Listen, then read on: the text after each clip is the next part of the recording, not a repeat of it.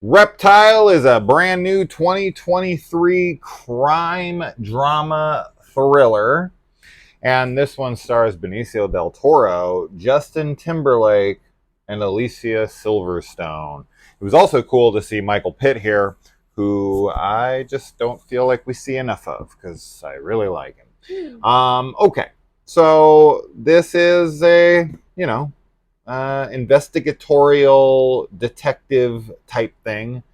Someone dies, and Benicio Del Toro and his partner are investigating that murder.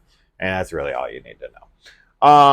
Because it's, these movies are very similar, Yes. right? In their setups.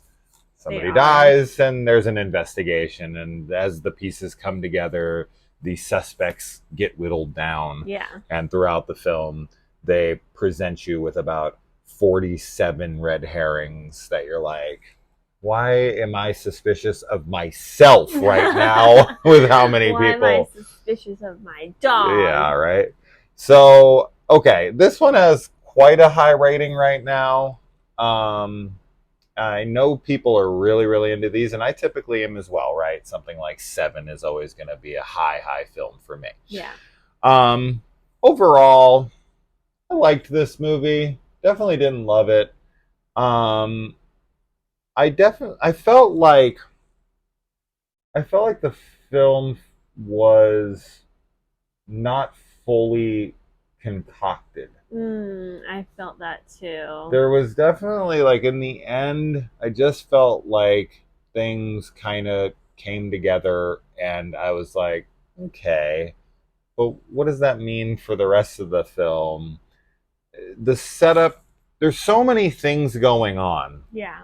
With so many different people and so many different characters that I just don't feel like in the end it felt like all that other stuff was justified. Yeah. They're really shining lights in so many different directions, and I get that they're misdirects and character development and stuff like that, but the film just didn't gel altogether for me personally. So I'm a fan of it, and if I'm going to recommend it to anybody, it is for fans of crime drama thriller, the murder mystery detective movies. If you're a big fan of those, definitely check it out. It's a good watch. But for someone who's like not into those, this ain't going to change your mind on it. Yeah, I liked it fine, but I definitely wasn't super into it. I mean, like, the acting is great, of course. Yeah. From everybody. I think that's, there's nothing wrong with that, but I agree with what you said about it not feeling like fully fleshed out. I just sort of felt like there was some things like included, not just to be a misdirect, but also just to make it seem more maybe realistic. Like, there's different, so many different elements and threads at play in a crime, and I get that that is probably the case, but for some reason in this, I just honestly didn't find it that interesting. Yeah. Like, the included elements and then the overall plot of what is happening, I thought was actually pretty generic and pretty, like, easily guessed fairly early on in the movie. So I wasn't really impressed with that. I don't know. I just wasn't super into it. Like, it's a good movie. I think you could, like, objectively be like, the cinematography is good, the shots are good, like, the acting is good and all of that, but I just wasn't into it. While you were talking, and the more I think about it, I think the thing that didn't work for me with this one is the thriller aspect of it. The looming threat, right? If you take a movie like 7, right, or Prisoners, which are 2 of the great crime thrillers ever made, Zodiac, there's this urgency to solve the crime, right? Because the 7 killer is killing. He's at large. And there's this, like, ticking time that's going throughout the film that's like, we got to catch this guy before he does it again. And this film doesn't really have that going on, right? So that takes away the urgency. Yeah. And so it just kind of becomes procedural, and the film is very um the tone of it is very depressing. Like everybody in the movie, even though there is some kind of banter and little jokes and whatnot between people, it's a very downer film. It is. And because of that, it's not entertaining to watch. Like Seven has that tone to it too. Yes.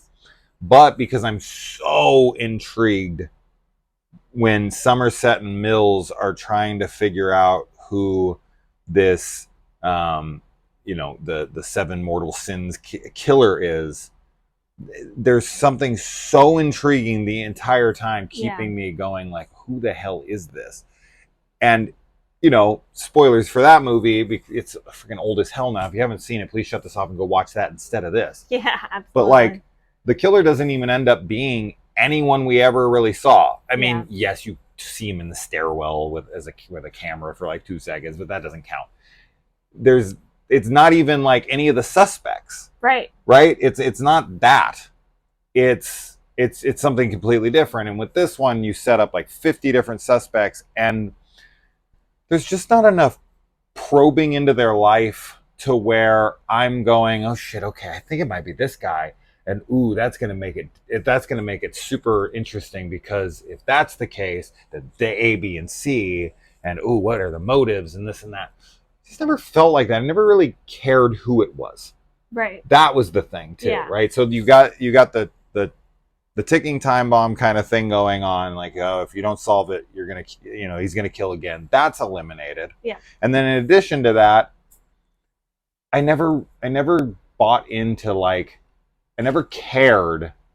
They never got me to care as much about who the killer was, because I never really got to know the victim, and I didn't really understand like the motivations behind the crime until the end. Yes. So there's not a hook for me to be like super engaged throughout. So I did find myself rather bored through a decent amount of this movie, because it's lacking so many of those crucial elements of why I'm so engaged. We watched a really good crime drama thriller this year that we really enjoyed, called To Catch a Killer. Yeah. With the girl from Divergent and Ben Mendelsohn. That was great. That was really good. Yeah. Like, we really enjoyed that. And that had that sense of urgency. That had that like intrigue that, and I'm not saying it's not here. This is a fine movie. I liked it okay. Like, in the end, I was like, yeah, okay, that's good. Like, whatever. And I'll forget it. Yeah. And I'll never watch it again. Thing. Like, I'm just gonna sort of forget it. Yeah. So it's got a really high rating on IMDb. So it is interesting to me that, not that the ratings matter, but I always look at that stuff and I'm like, wow, really? Because it has a higher rating than the last one we watched. That's crazy, because the last one we watched was loads better than this. Oh my goodness. Which was Nowhere. Also on Netflix. Highly recommend it. Yeah. And it has a much higher rating than Deliver Us, which was way better than this. Yes. Yeah. So. I think this is just, I mean, like I said, it's like a generic, like, you have an older cop guy, like detective. Like, I just didn't actually find his character interesting either. Like, I think he does a good job performing him, but I just feel like it's a character that I've seen a lot in cop dramas. It's archetypal, for sure. It's very archetypal. It's like an old kind of like, not super jaded, but kind of jaded, sort of bitter, like been in the business for a long time, seen all this stuff. And I wasn't as into it. And I think that's why To Catch a Killer was it To Catch a Killer? For some reason I was like, wait, that's not it. Was more interesting to me because of the lead in that. But yeah. Anyway, yeah, I wouldn't recommend it, except like you said, to people who are really big on crime drama thrillers. Yeah. And then I think, of course, you should watch it because it'll probably be up your alley. But for most people, like, if it's not your like go-to genre or subgenre, I think you could skip it and you're not really missing anything. So. Yeah, I like Benicio Del Toro's character and what was going on in his life with his wife and all of that, but it kind of all amounted to nothing. It just added to like his drama in his life, but I don't know. It as I said, it kind of ultimately led to nothing for me. Yeah. So, whatever. That's that. Yeah, not huge on this one. Oh well. Oh well. Can't win them all. Bye. Bye.